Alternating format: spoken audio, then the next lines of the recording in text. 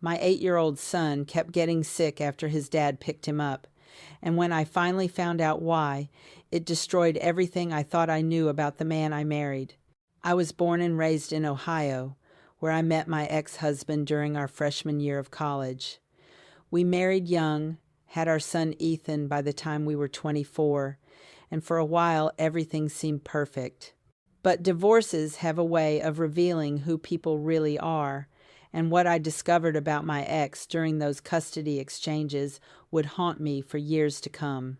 Please listen to my story and tell me in the comments section if I was right or wrong, because I genuinely need to know if I overreacted or if my instincts as a mother saved my son from something far worse than I initially imagined.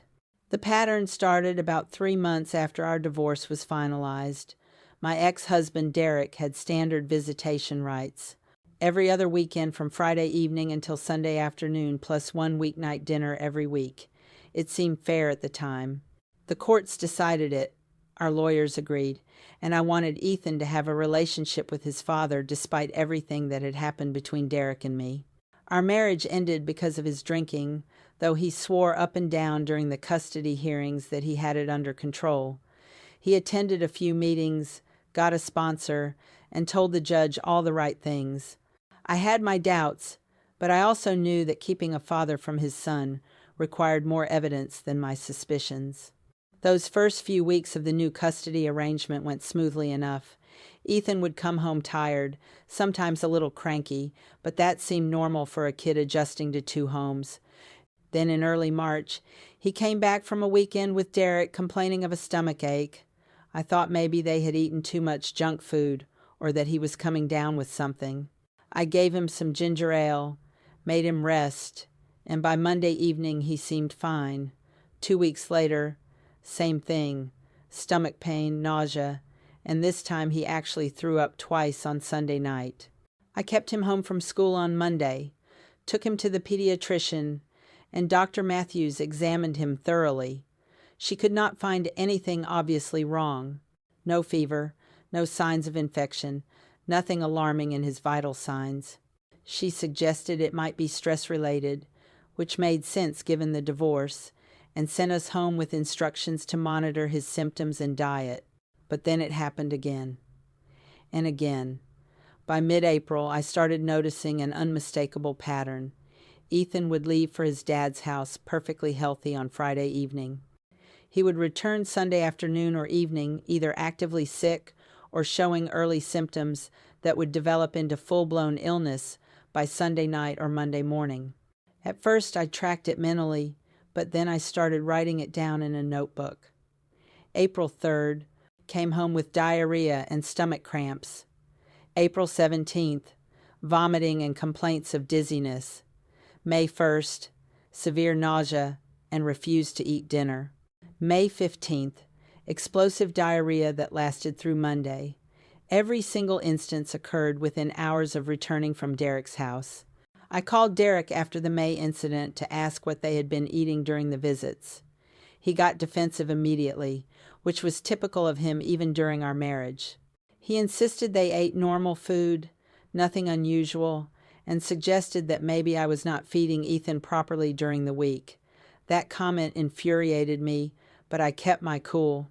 I asked if Ethan had access to any medications at his apartment, if there were cleaning supplies left out, if he was monitoring what Ethan put in his mouth. Derek scoffed at my questions and told me I was being paranoid and overprotective, the same accusation he had thrown at me countless times when we were together. He said I was trying to turn Ethan against him by suggesting his house was somehow unsafe. Then he hung up on me.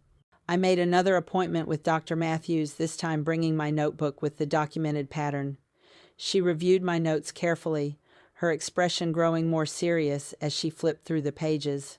She agreed the pattern was concerning and unusual.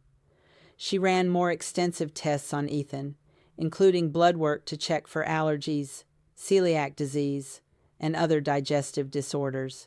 Everything came back normal. His blood counts were fine, no markers for autoimmune issues, no signs of chronic illness.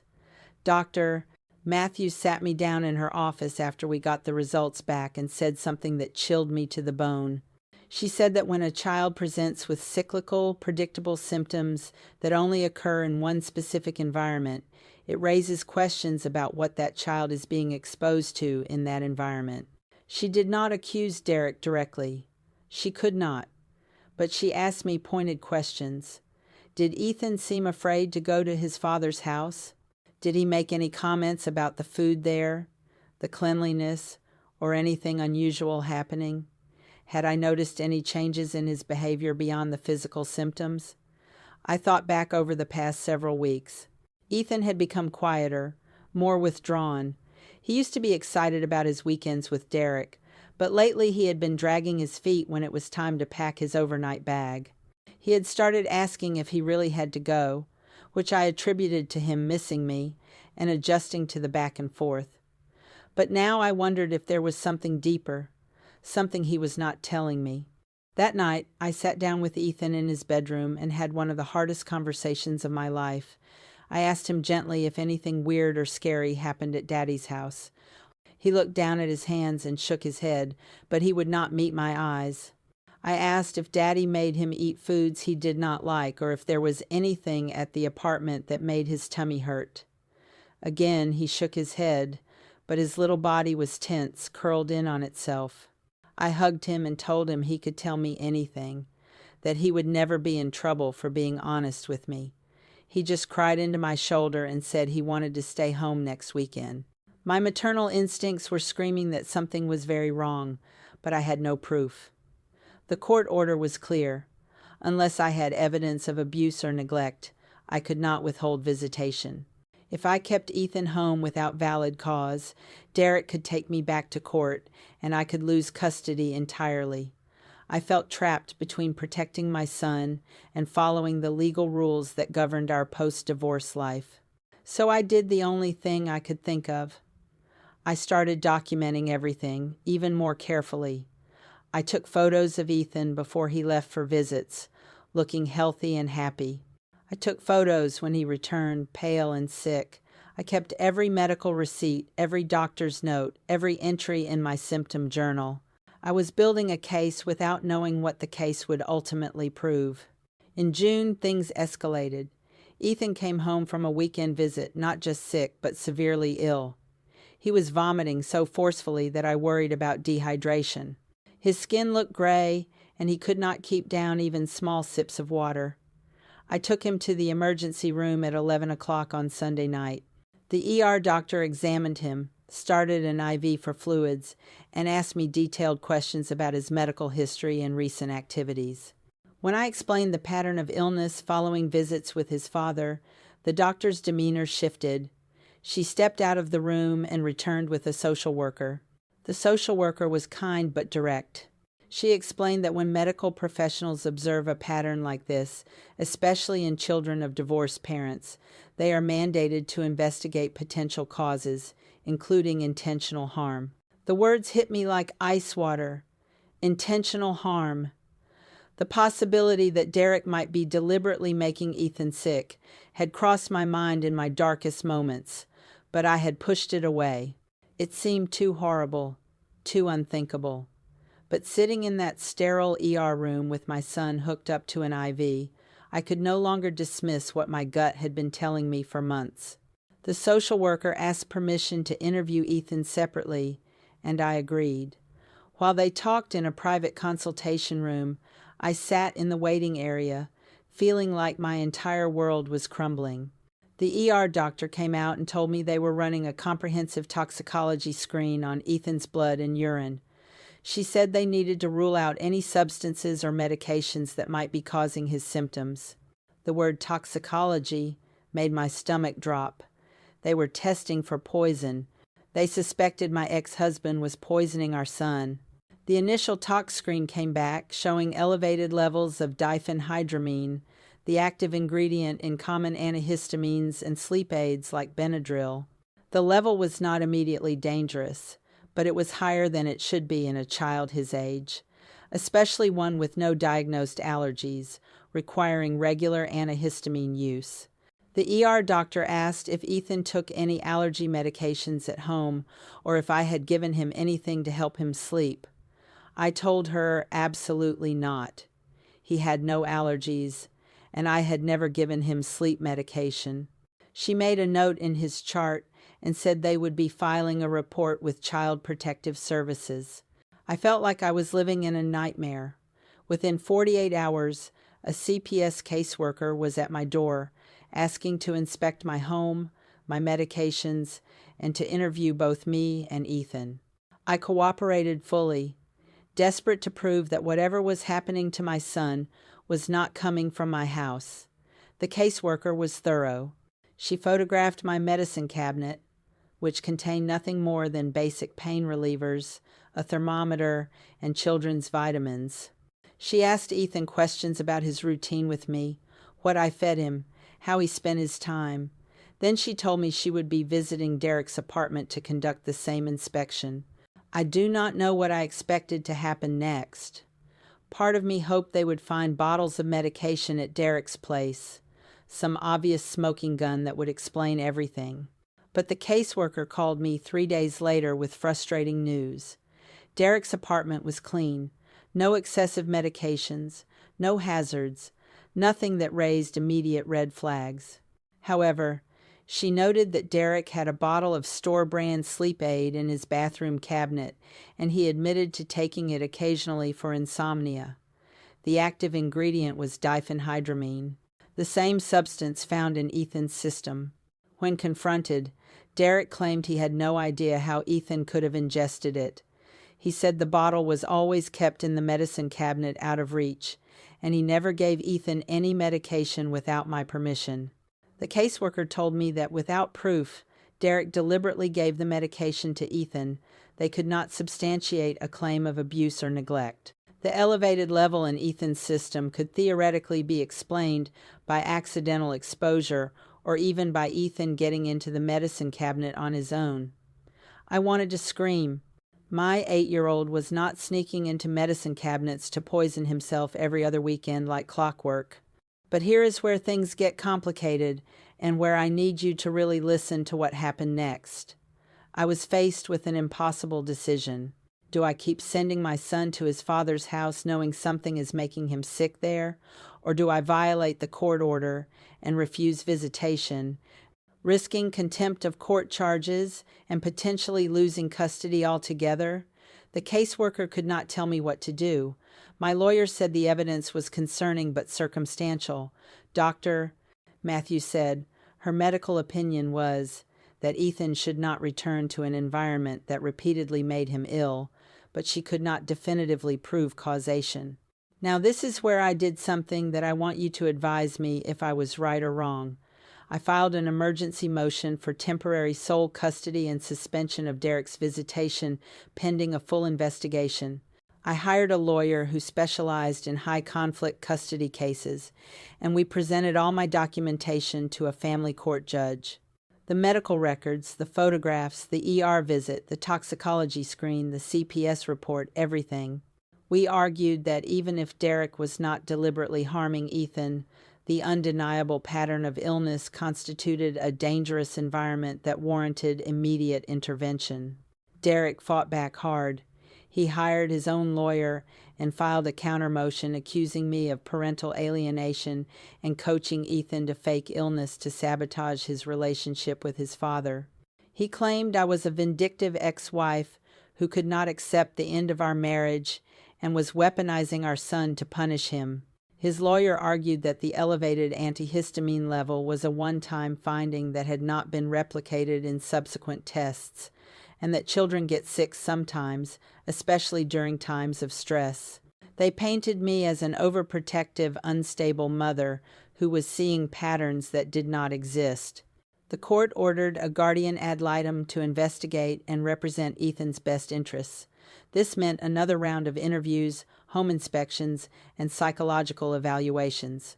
Ethan had to talk to yet another stranger about his weekends with his dad, answer the same questions over and over. I could see the toll it was taking on him. He started having nightmares.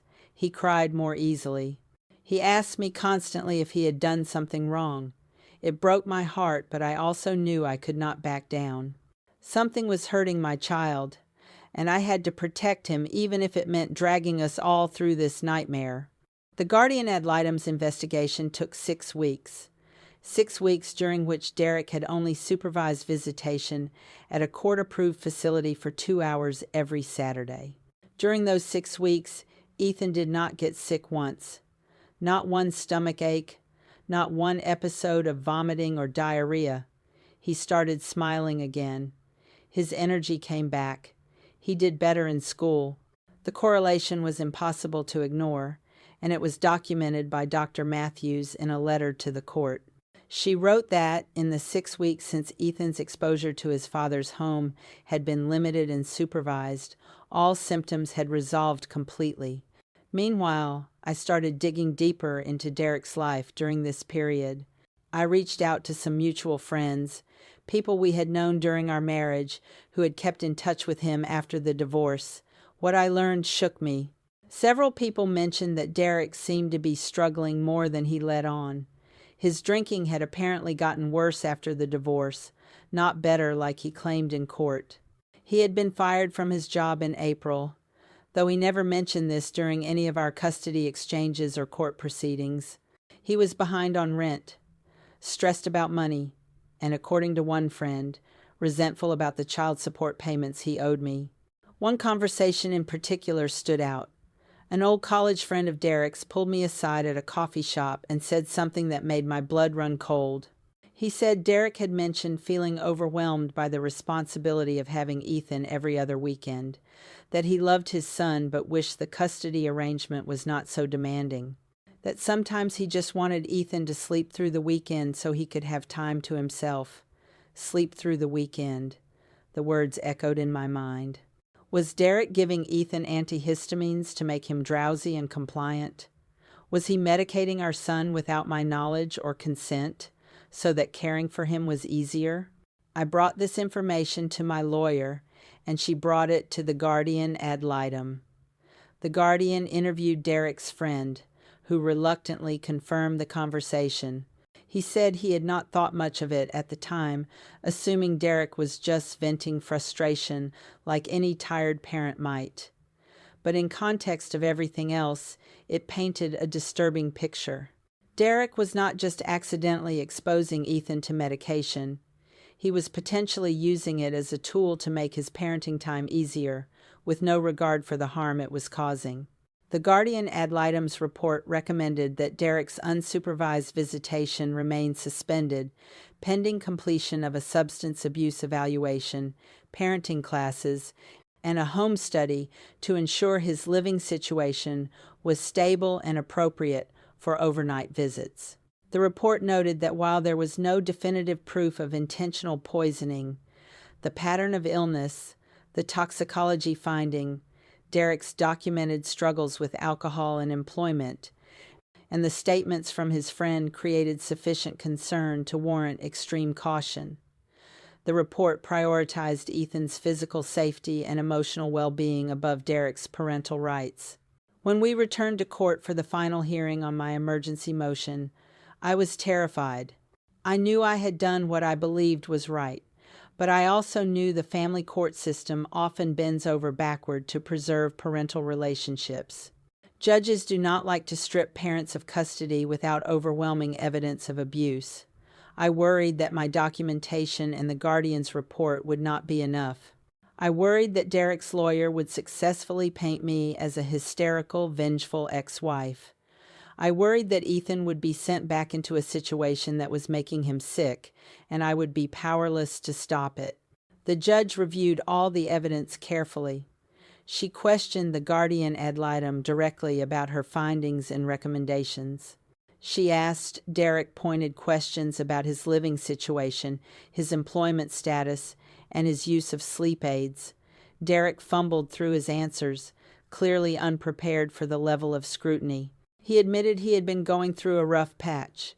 He admitted he sometimes gave Ethan antihistamines when he seemed restless at bedtime, but claimed it was only a small dose and only occasionally. The judge's expression hardened. She asked Derek if he understood that giving a child medication without the other parent's knowledge or a doctor's recommendation was not only inappropriate but potentially illegal. She asked if he realized that antihistamines, even over-the-counter ones, could have serious side effects in children, including the exact gastrointestinal symptoms Ethan had been experiencing.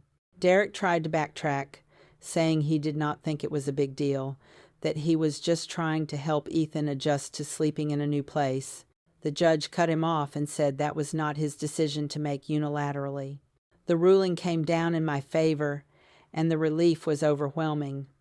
The judge granted me temporary sole custody and suspended Derek's overnight visitation indefinitely. He was allowed supervised daytime visits only, and those visits could only resume unsupervised after he completed a parenting course focused on child safety and medical decision-making, underwent random drug and alcohol testing for 6 months, and provided documentation of stable employment and housing. Additionally, the judge ordered that Derek was prohibited from administering any medication to Ethan without my explicit written consent and a valid prescription from a pediatrician. Walking out of that courtroom, I felt vindicated but also utterly exhausted. The past months had drained me emotionally, financially, and physically. I had spent thousands of dollars on lawyers and court fees. I had taken countless days off work to attend hearings and appointments. I had watched my son suffer, not just from the physical illness, but from the stress and confusion of being at the center of a legal battle. But I had also protected him. I had listened to my instincts, documented everything, and fought when every part of me wanted to just give up and avoid the conflict. Derek was furious. He accused me of destroying his relationship with his son over nothing. He claimed I had blown everything out of proportion and manipulated the system to cut him out of Ethan's life. His family rallied around him. His mother called me and screamed that I was a vindictive witch who was using Ethan as a weapon. His sister sent me long, angry text messages about how I had always been controlling and how this was just another example of my need to dominate everything. Even some of our mutual friends took Derek's side, believing his version of events where he was the victim of a bitter ex-wife's vendetta. My own family had mixed reactions. My parents supported me completely. They had seen Ethan's illness firsthand, had taken him to doctor appointments with me, and had no doubt that I did the right thing. But my younger sister questioned whether I had gone too far. She worried that I was damaging Ethan's relationship with his father over something that might have been accidental or exaggerated by stress. She suggested I could have handled it privately with Derek instead of dragging everyone through court. Her comments stung because I had agonized over that exact question countless times. But I also knew that private conversations with Derek had gone nowhere. He had denied and deflected and blamed me every single time I raised concerns. The aftermath was messy in ways I did not anticipate. Derek's supervised visits were awkward and tense. He followed the court order, but he was cold and distant with me during exchanges. Ethan felt the tension and started asking questions I did not know how to answer.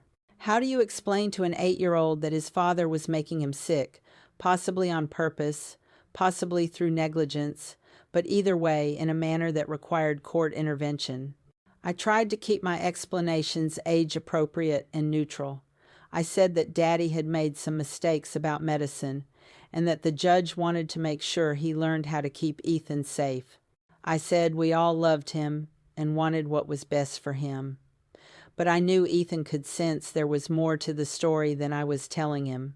Over the next several months, Derek complied with most of the court's requirements. He completed the parenting class. He passed his drug and alcohol screens, though I learned later that he had stopped drinking only a week before the first test. He provided proof of a new job and a lease on a different apartment. His lawyer filed a motion to modify the custody order and restore some overnight visitation. My lawyer argued that it was too soon, that Derek needed more time to demonstrate sustained change.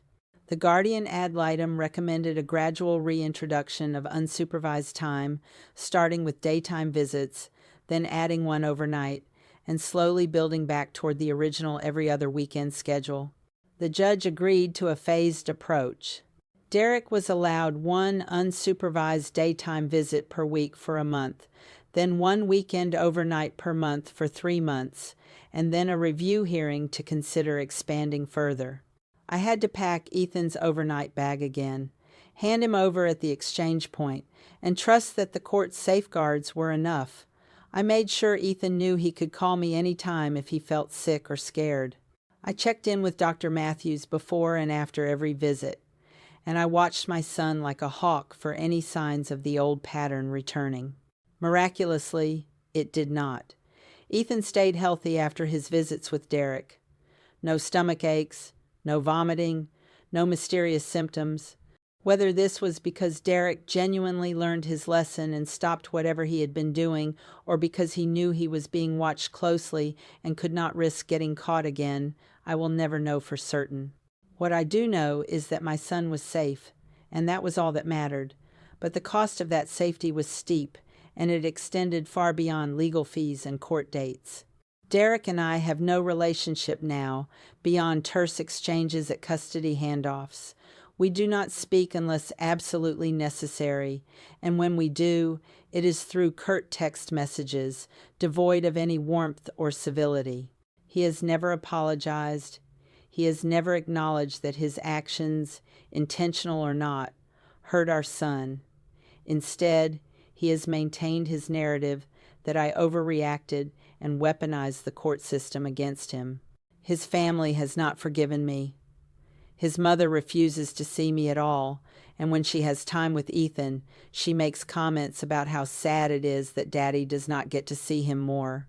His sister blocked me on all social media and has not spoken to me since the final hearing. Even my extended family has been affected. My sister's relationship with me has never fully recovered.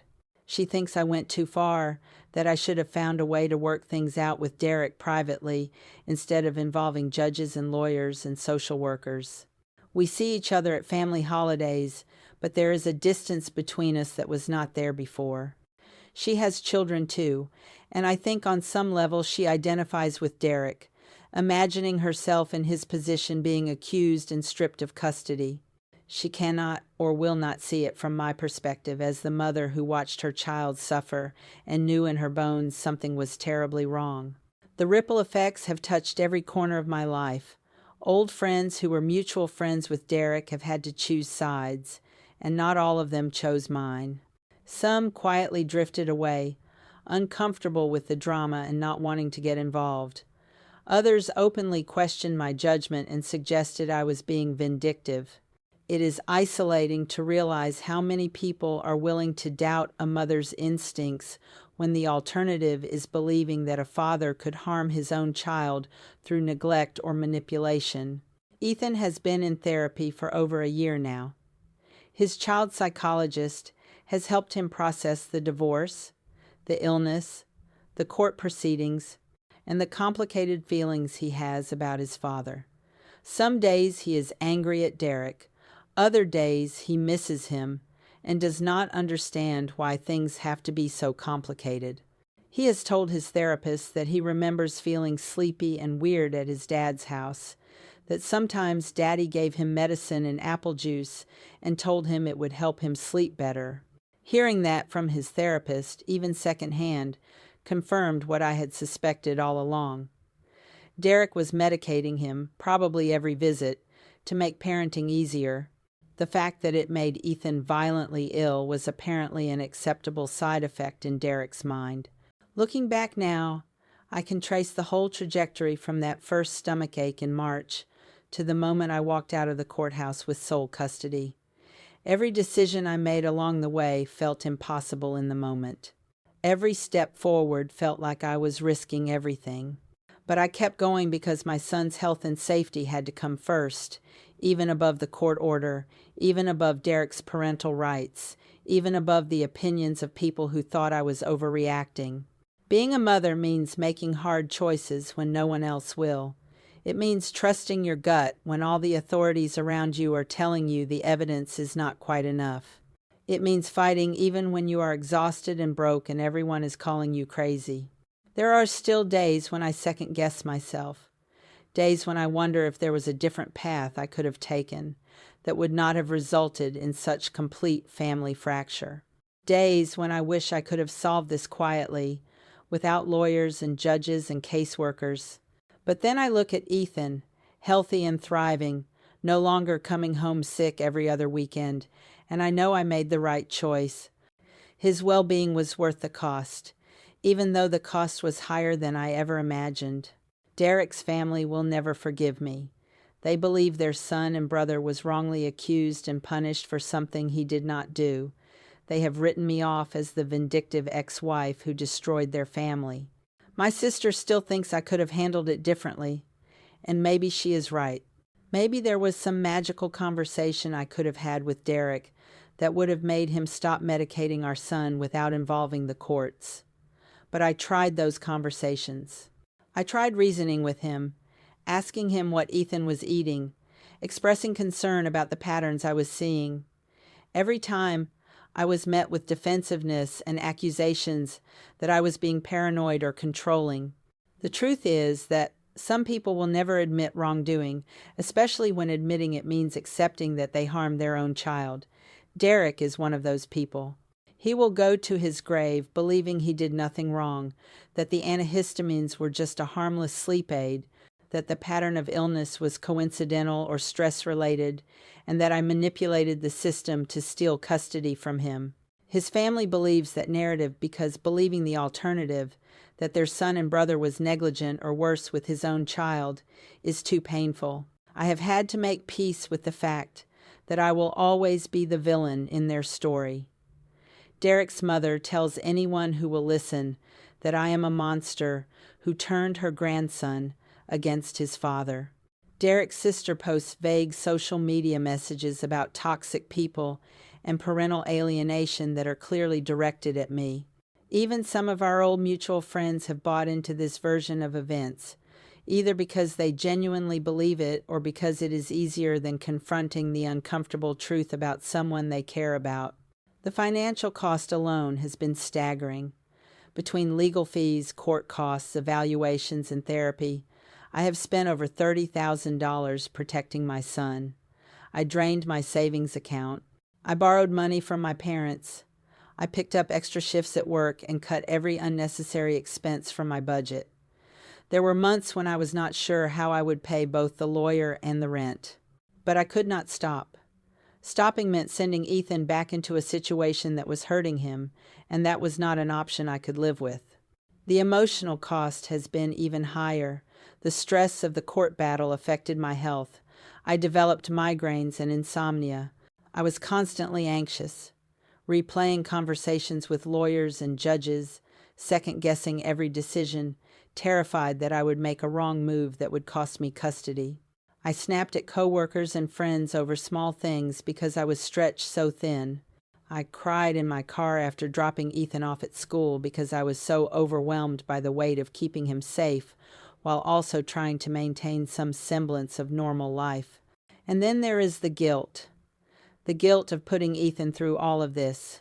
The guilt of the fact that my son now needs therapy to process trauma that could have been avoided if I had chosen a different partner, if I had seen the red flags in Derek earlier, if I had fought harder for full custody from the start.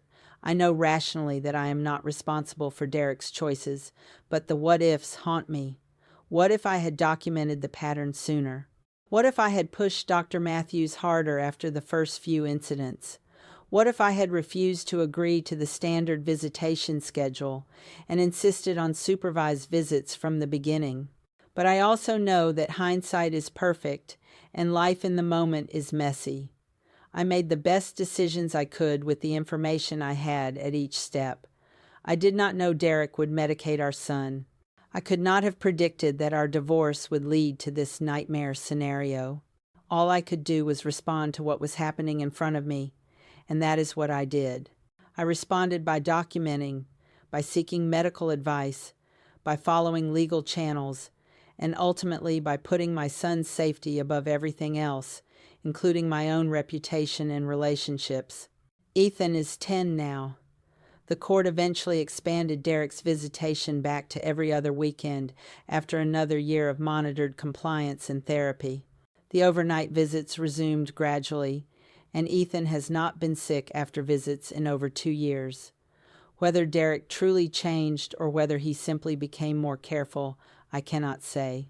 What I can say is that Ethan is healthy and that the safeguards put in place by the court seem to be working. He still sees his therapist monthly. He still has complicated feelings about his dad. But he is doing well in school, he has friends, he laughs and plays and acts like a normal kid most of the time. Derek and I exist in a state of cold coexistence. We follow the custody schedule to the letter. We communicate only about logistics. We do not attend school events together. We do not coordinate on parenting decisions beyond what is legally required. It is functional but joyless, and I know that is hard on Ethan.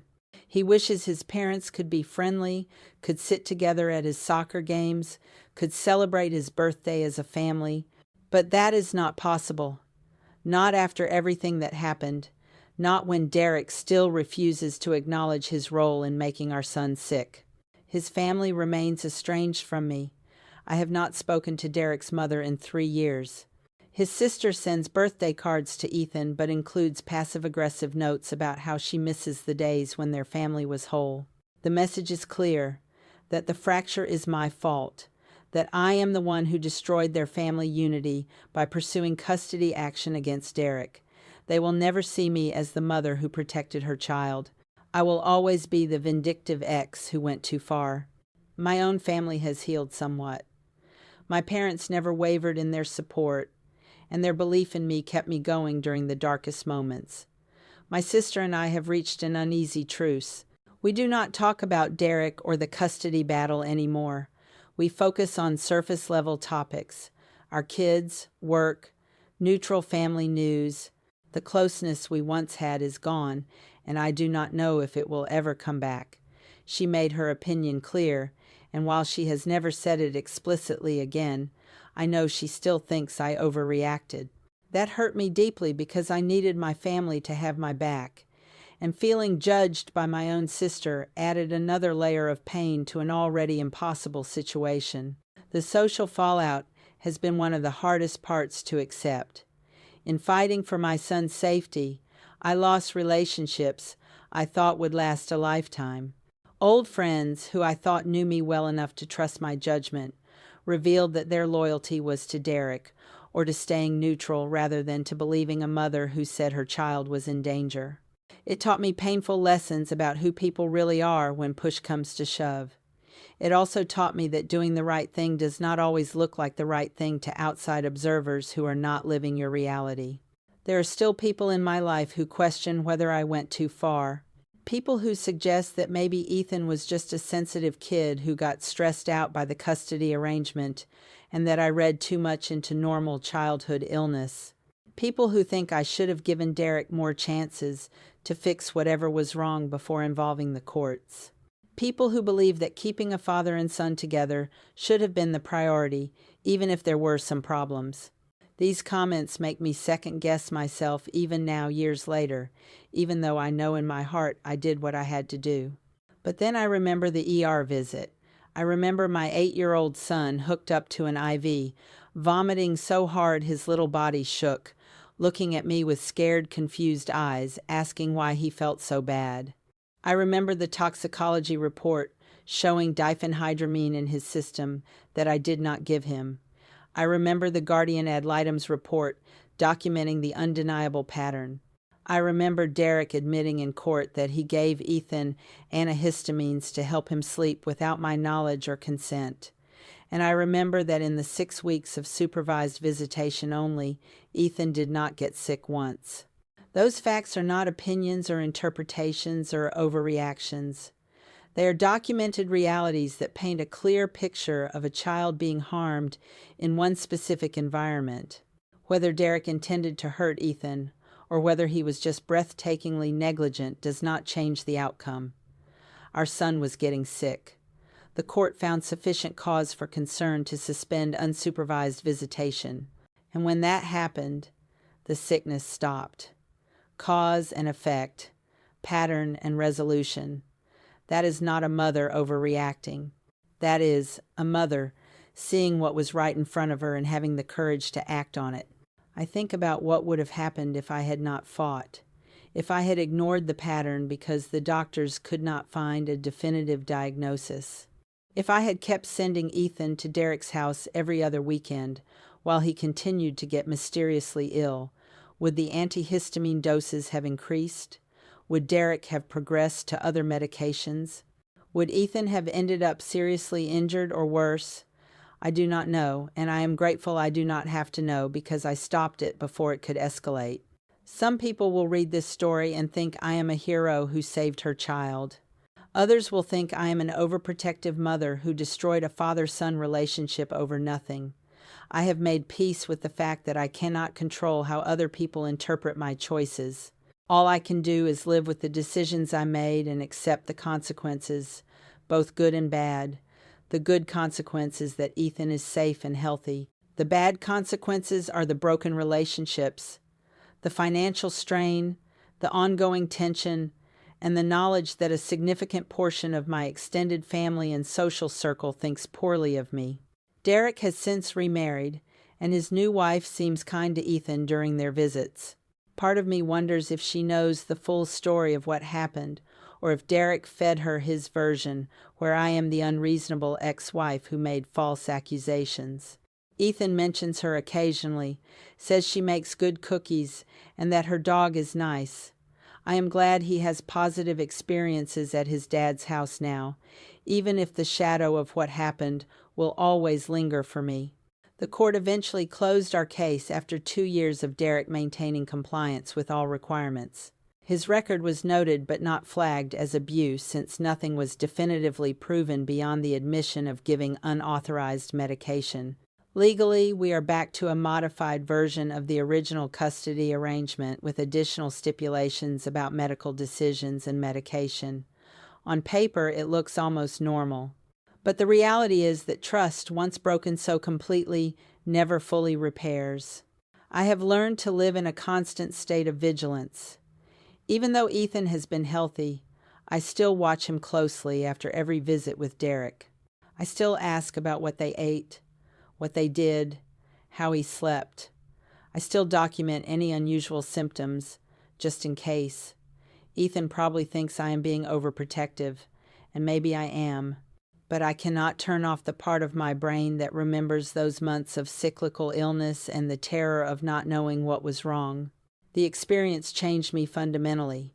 I learned that I am stronger than I thought, capable of fighting battles I never wanted to fight.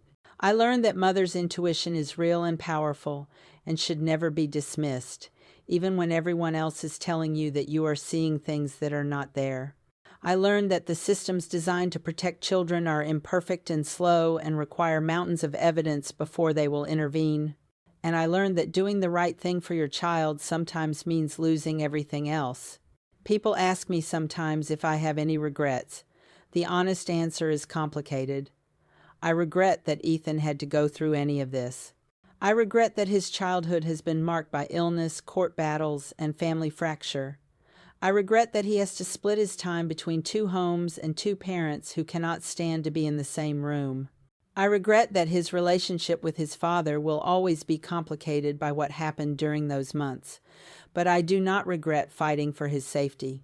I do not regret trusting my instincts when the pattern became undeniable, and I do not regret filing that emergency motion even though it cost me dearly in almost every other area of my life. The question I struggle with most is whether I could have done things differently while still achieving the same outcome of keeping Ethan safe. Could I have confronted Derek more forcefully earlier? Could I have demanded supervised visitation from the start instead of waiting until I had documentation? Could I have found a way to resolve this without courts and lawyers and social workers? I have turned these questions over in my mind thousands of times, and I still do not have clear answers. What I do know is that every attempt I made to address the issue privately with Derek failed. He denied, deflected, and blamed me. The only thing that stopped the pattern was legal intervention. There is also the question of what Derek's true intentions were. Did he deliberately set out to harm Ethan, or was it misguided negligence? Was he trying to make parenting easier without considering the consequences, or was there something darker at play? The therapist who evaluated our family for the court suggested that Derek's actions likely stemmed from a combination of factors. His own untreated substance issues, his resentment about the divorce and child support, his feeling of being overwhelmed by solo parenting, and a fundamental lack of understanding about child safety and appropriate medication use. She did not believe he was intentionally trying to poison Ethan in a malicious sense, but she did believe he was recklessly endangering him through repeated unauthorized medication. That distinction matters legally, but it does not matter much to me emotionally. Whether Derek meant to hurt Ethan or whether he was just catastrophically irresponsible, the result was the same. My son suffered. And when I tried to address it, Derek chose to protect his own ego and parental rights, rather than acknowledging the harm and making changes. That choice told me everything I needed to know about his priorities. The ripple effects continue even now. Ethan is starting to understand more as he gets older. He has asked me directly why things are so tense between his dad and me. He has asked why Grandma on his dad's side acts cold toward me. He has asked why Aunt Rachel does not come to our house anymore. These are painful conversations because I want to be honest with him without poisoning his relationship with his father or his extended family. I tell him that grown-ups sometimes disagree about important things and that Daddy and I had different ideas about how to keep him healthy and safe. I tell him that everyone loves him, even when they are not getting along with each other. His therapist says he is processing things well, considering everything he has been through. She says children are resilient, which is both comforting and heartbreaking. Comforting because it means Ethan will be okay. Heartbreaking because he should not have had to be resilient in the first place. He should have had two parents who put his well-being above their own conflicts. He should have had a father who would never dream of medicating him without consent. He should have had a childhood free from mystery illness and court hearings and divided loyalties. But this is the childhood he has, and all I can do is give him as much love, stability, and support as possible. I make sure our home is a safe haven where he never has to worry about what he is eating or drinking. I maintain routines and traditions that give him a sense of normalcy. I encourage his relationship with his father, while also maintaining the boundaries necessary to keep him safe. It is a delicate balance, and I do not always get it right, but I keep trying. Looking toward the future, I know there will be more challenges. As Ethan becomes a teenager, he will have more say in the custody arrangement. He may choose to spend more time with Derek, or he may choose less. He may one day learn the full details of what happened, not just the sanitized version I have given him, and he will have to process that information and decide for himself what it means about his father. That day terrifies me because I do not know how he will react or who he will blame. I have also had to grapple with my own healing. The trauma of watching your child suffer while feeling powerless to stop it leaves scars. I have trust issues now that extend beyond my relationship with Derek. I question doctors more aggressively. I am hypervigilant about Ethan's health in ways that probably cross into overprotective territory sometimes. I have anxiety about custody exchanges and court dates, even though most of them are routine now. My therapist says this is all normal for someone who went through what I went through, but normal does not make it easy. Dating again has been virtually impossible. How do you explain this story to a new partner? How do you introduce someone to your life when it includes co-parenting with a man who may have been poisoning your shared child? The few times I have tried to date, I have found myself either oversharing the story too soon and scaring people away, or hiding it and feeling dishonest. Most days, it feels easier to just focus on Ethan and work and forget about my own romantic future entirely. Financially, I am still recovering. The debt I took on during the custody battle will take years to pay off. I had to delay buying a house because I could not save for a down payment while paying legal bills. I have had to make sacrifices in other areas of my life, turning down opportunities that would have cost money, skipping vacations, driving an old car longer than I should. Ethan does not fully understand why we cannot do some of the things his friends' families do, and I struggle with feeling like I am depriving him of experiences because I spent everything keeping him safe. But I remind myself that safety is not deprivation. A modest apartment where he never gets mysteriously sick is better than a bigger house where he would have continued the cycle of illness. Skipping Disney World is worth it if it meant having the money to hire a lawyer who could protect him. These trade-offs are real, and they hurt sometimes, but they were necessary. I would make the same choices again if I had to, even knowing the full cost. Derek's family continues to hold their grudge. When Ethan has events at school, I arrive early and sit far from Derek's section. His mother makes pointed comments within earshot about how sad it is that families get torn apart by selfish people. His sister posts throwback photos from before the divorce with captions about missing when everyone was happy. The subtext is always the same. I am the villain who destroyed their family happiness. They have convinced themselves of this narrative, and nothing I say or do will change their minds. At Ethan's 9th birthday party, I invited Derek's family because I wanted Ethan to have everyone who loved him there. Derek's mother came but refused to speak to me. She spent the entire party on the opposite side of the room, lavishing attention on Ethan while shooting daggers at me with her eyes. Derek's sister sent a gift but did not attend, including a card that wished Ethan a happy birthday and mentioned how much she missed seeing him regularly, like she used to before everything got so complicated. Even at a child's birthday party, I could not escape being reminded that I am blamed for the family fracture. My parents try to be supportive, but I can see the toll it takes on them too. They hate seeing me stressed and struggling.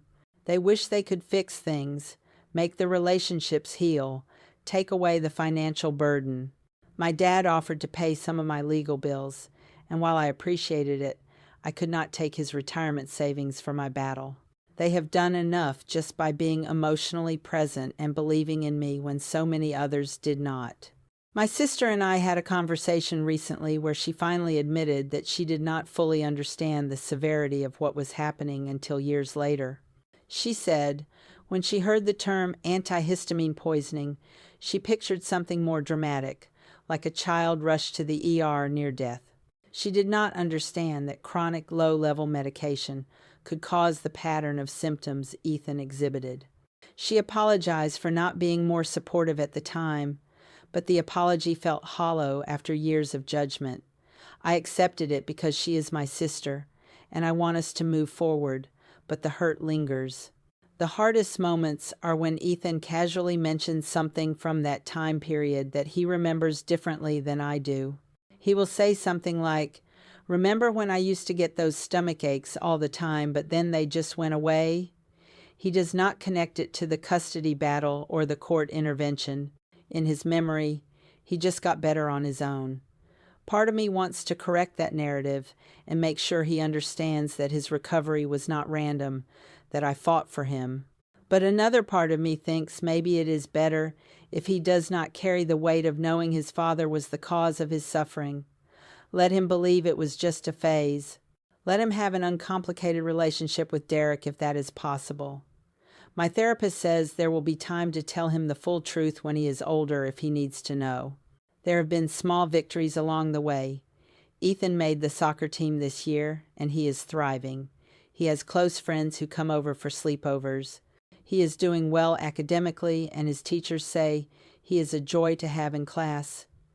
These are the things I focus on when the weight of everything else threatens to crush me.